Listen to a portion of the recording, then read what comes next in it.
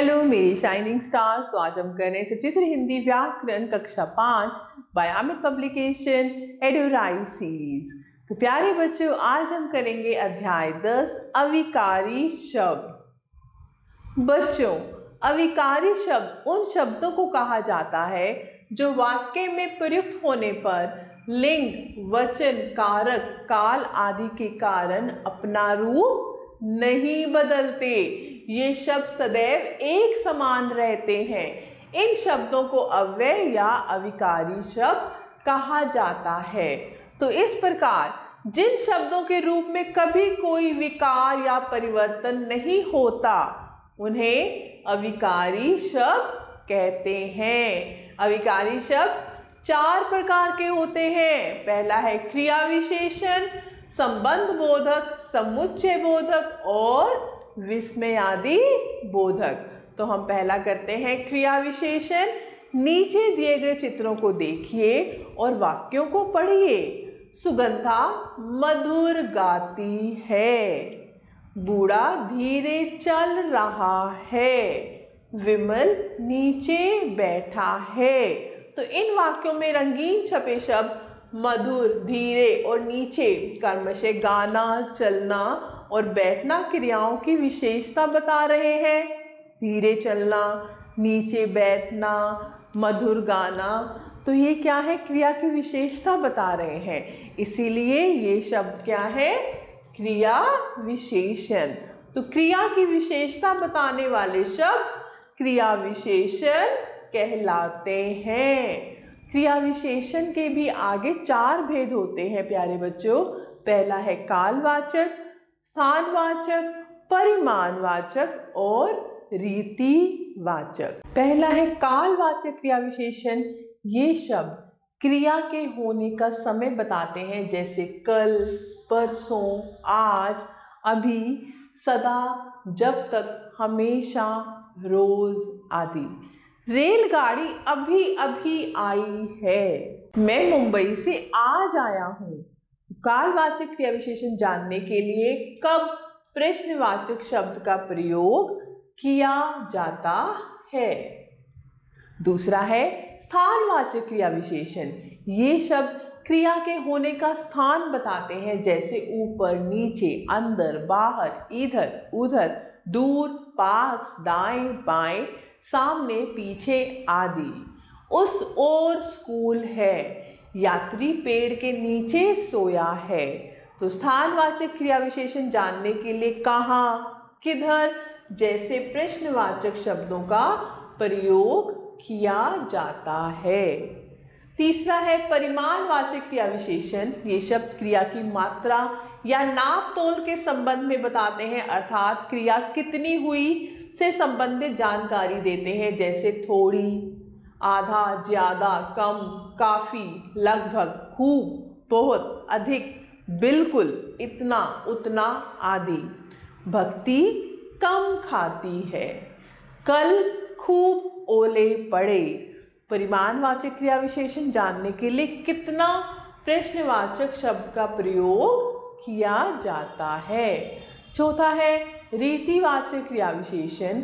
ये शब्द क्रिया के होने का ढंग या रीति बताते हैं, अर्थात क्रिया कैसे की जा रही है या कैसे हो रही है आदि से संबंधित जानकारी देते हैं, जैसे धीरे धीरे, तेज, शांतिपूर्वक, ध्यान से, रोते रोते, दौड़कर, अच्छा, अचानक, जल्दी आदि। घोड़ा तेज दौड़ रहा है, महिमा धीरे धीरे बात करती है। तो रीतिवाचक क्रिया विशेषण जानने के लिए कैसे प्रश्नवाचक शब्द का प्रयोग किया जाता है। तो चलिए दोहराते हैं प्यारे बच्चों। अविकारी शब्दों के 4 भेद होते हैं, क्रिया विशेषण, संबंध बोधक, समुच्चय बोधक और विस्मयादि बोधक। अब हम करते हैं क्रिया के होने का स्थान बताने वाले शब्द स्थानवाचक क्रिया विशेषण कहलाते हैं। क्रिया के होने का समय बताने वाले शब्द कालवाचक क्रिया विशेषण कहलाते हैं। क्रिया की मात्रा या नाप तोल बताने वाले शब्द परिमाणवाचक क्रिया विशेषण कहलाते हैं। तो प्यारे बच्चों, अब आपकी बारी। प्रश्न 1, दिए गए वाक्यों में क्रिया विशेषण शब्द रेखांकित कीजिए और खाली स्थान में लिखिए। सान्या उधर बैठी है, उधर। जय कल बाहर निकला, कल। विजय अंदर बैठा है, अंदर। सौम्या थोड़ा कम सुनती है, थोड़ा कम। पापा अभी भीतर गए हैं, अभी। तो आप कर सकते हैं प्यारे बच्चों। ऐसे प्रश्न 2 है, उचित क्रिया विशेषण शब्दों से निम्नलिखित वाक्य पूरे कीजिए। चीता सबसे तेज दौड़ता है।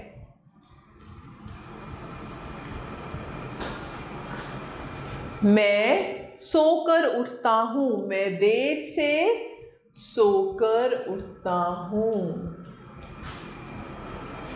बस में आग लगने पर सब लोग नीचे उतर गए।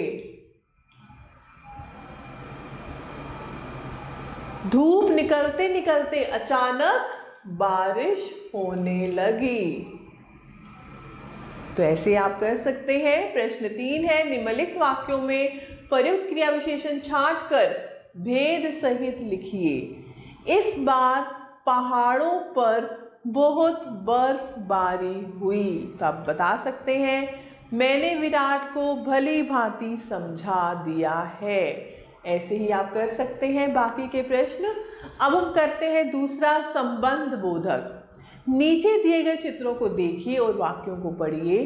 काव्या माँ के साथ जा रही है। पेड़ के नीचे घोड़ा खड़ा है। मछली जल के बिना नहीं रह सकती। यहाँ पहले वाक्य में के साथ शब्द काव्या और माँ के बीच संबंध जोड़ रहे हैं। ऐसे ही दूसरे वाक्य में के नीचे शब्द पेड़ और घोड़े के बीच संबंध जोड़ रहे हैं। और ऐसे ही तीसरे वाक्य में के बिना शब्द मछली और जल के बीच संबंध जोड़ रहे हैं। इस प्रकार जो शब्द संज्ञा या सर्वनाम के साथ जुड़कर उनका संबंध वाक्य के अन्य शब्दों से बताते हैं, संबंध बोधक कहलाते हैं। कुछ अन्य संबंध बोधक शब्द के बाहर, के मारे, के भीतर, की ओर, के सामने, के पीछे, के समान, की तरह, के अंदर, के आगे, के साथ, के विपरीत, की तरफ आदि। आइए कुछ उदाहरण देखिए। कामनी माँ के साथ बाजार गई। सांप को देखकर डर के मारे उसकी चीख निकल गई। बस के नीचे दबकर व्यक्ति मर गया। बस्ते के अंदर किताबें हैं। मेरे विद्यालय के सामने खेल का मैदान है। तो आओ दोहराते हैं। संज्ञा अथवा सर्वनाम शब्दों में संबंध बताने वाले शब्द संबंध बोधक कहलाते हैं। अब आपकी बारी। प्रश्न 1, निम्नलिखित वाक्यों में से संबंध बोधक शब्द चुनकर लिखिए। क्रिकेट घर के अंदर नहीं खेला जाता। के अंदर, के अंदर। बबीता के घर के सामने मंदिर है। के सामने।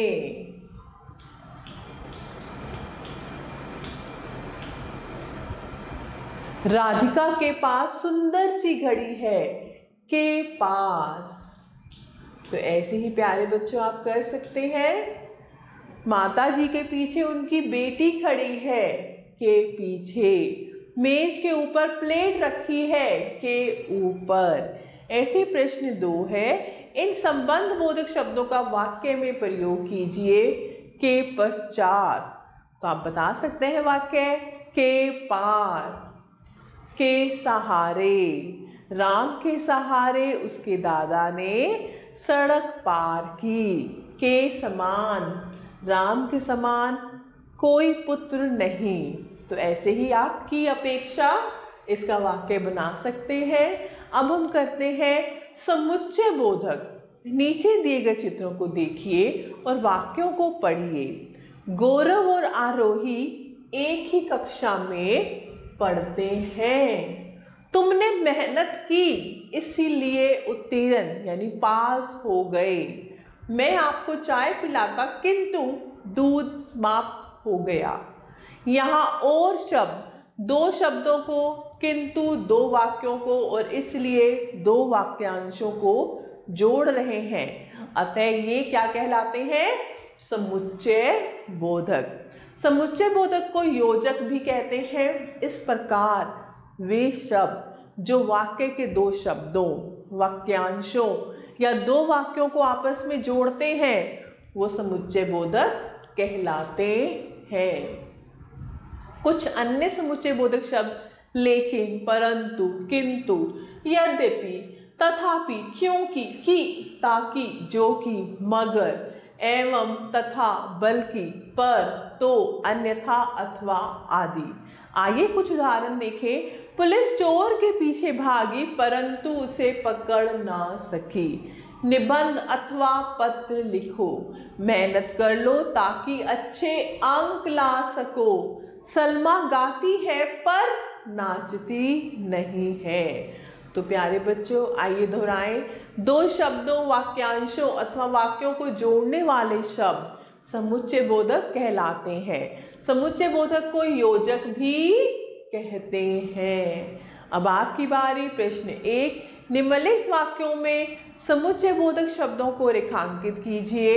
सुबह हुई तथा पक्षी चहचहाने लगे तथा वह न पढ़ता है और न खेलता और जल्दी करो अन्यथा देर हो जाएगी अन्यथा तुम एक चपरासी हो ना कि कोई अफसर। ना कि अमन कमजोर है परंतु बुद्धिमान है परंतु। ऐसे ही प्रश्न 2 है। नीचे लिखे वाक्यों में समुच्चय बोधक शब्दों से रिक्त स्थान भरिए।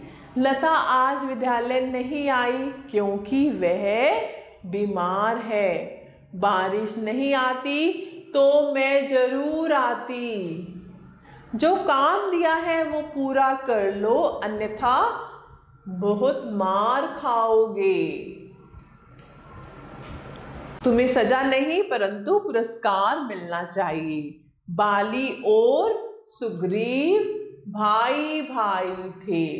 तो प्यारे बच्चों, ऐसे ही आप और वाक्य कर सकते हैं। प्रश्न 3 है। निम्नलिखित समुच्चय बोधक शब्दों से वाक्य बनाइए। यद्यपि, तथा, मगर, बल्कि, किंतु। अब हम करते हैं विस्मय आदि बोधक। नीचे दिए गए चित्रों को देखिए और वाक्यों को पढ़िए। वाह कितना सुंदर बच्चा है। अरे इतनी ऊंची इमारत। हाय बाढ़ में सब बह गया। यहाँ इन वाक्यों में वहाँ, अरे तथा हाय शब्द कर्मशः हर्ष, आश्चर्य एवं शोक के भाव प्रकट कर रहे हैं। अतः ये विस्मय आदि बोधक है। विस्मय आदि बोधकों के पश्चात सदैव विस्मय आदि बोधक चिन्ह लगाया जाता है।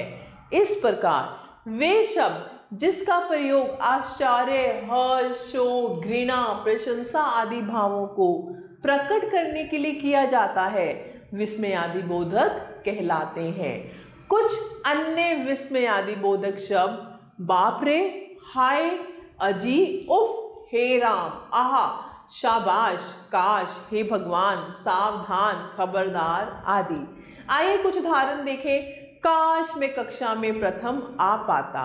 बाप रे इतना लंबा सांप। शाबाश तुम आज बहुत अच्छा खेले।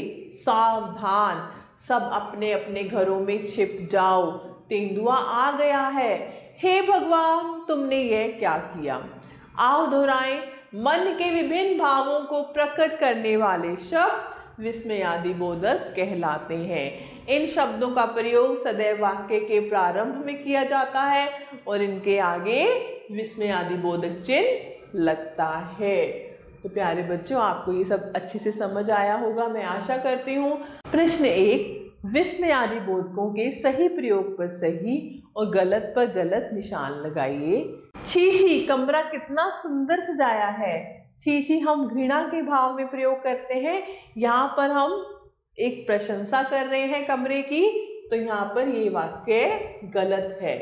छी का प्रयोग नहीं होगा। वहाँ सारी सब्जी जल गई, वाह हम जब खुश होते हैं, लेकिन यहाँ पर सब्जी जल गई है तो यहाँ पर ये भी गलत प्रयोग हुआ है। शाबाश ऐसी गंदी बात करता है, शाबाश हम किसी अच्छे कार्य के लिए देते हैं, यहाँ पर गंदी बात करता है तो इसके लिए ये शब्द भी गलत है। हाय अब कौन इन्हें सहारा देगा, ये सही है। अजी आप मेरी बात तो सुनिए, यहाँ पर हम किसी को बुला रहे हैं तो ये भी सही है। प्रश्न 2, निम्नलिखित विस्मयादि बोधक शब्दों से वाक्य बनाइए। अरे अरे तुम आ गए, सावधान सावधान बारिश बहुत तेज आने वाली है। हाय हाय तुमने मेरा खिलौना तोड़ दिया, काश काश आज बारिश आ जाए। तो प्यारे बच्चों ऐसे ही आप वाक्य बना सकते हैं। तो मैं आशा करती हूँ आपको अध्याय अच्छे से समझ आया होगा। आप सभी बच्चों का तहे दिल से धन्यवाद। हमेशा खुश रहें और स्वस्थ रहें।